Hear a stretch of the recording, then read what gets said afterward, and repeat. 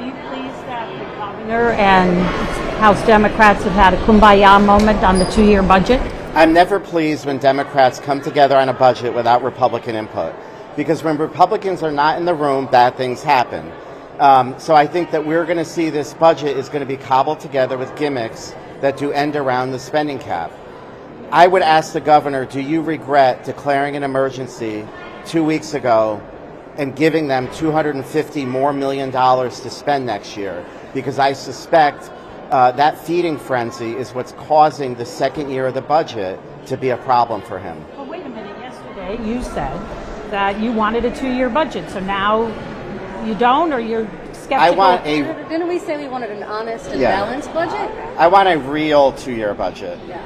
That's based in reality. So that's is that a gimmick, Vin, to put $200 million into the 27 teacher retirement? Of course it is. You're prepaying an obligation outside the spending cap, and I don't have all the details, but I'm concerned what it's going to do is rebase the spending cap for the second year. So it's a gimmick to pay something off budget in the first year, bring it on budget in the second year to escalate the spending cap.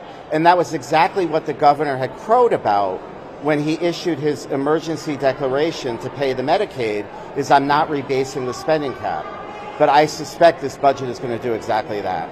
I would say too, if you're looking at, nobody's seen any of the details of this budget. The appropriations budget was about $134 million over the spending cap. Last we heard, this budget was $500 million over the spending cap. So over $400 million was added to the budget that appropriations had. And instead of making any kind of cuts, or we don't even know what that $400 million is, what we've done now is we've taken Medicaid off to the side. We were going to allow a lapse of about $250 million to carry forward. That's not part of the cap because it was already capped. So that's $250 million of spending that's outside the spending cap, and now we have this $200 million that we're using the 2017 piece of legislation to kind of subvert over to here and then put it back in here too. Why are you guys not asking about the $400 million that's increased spending and that nobody knows about, and why are we not looking at the fact that we are eating more than anybody else at the table? That, to me, is the question.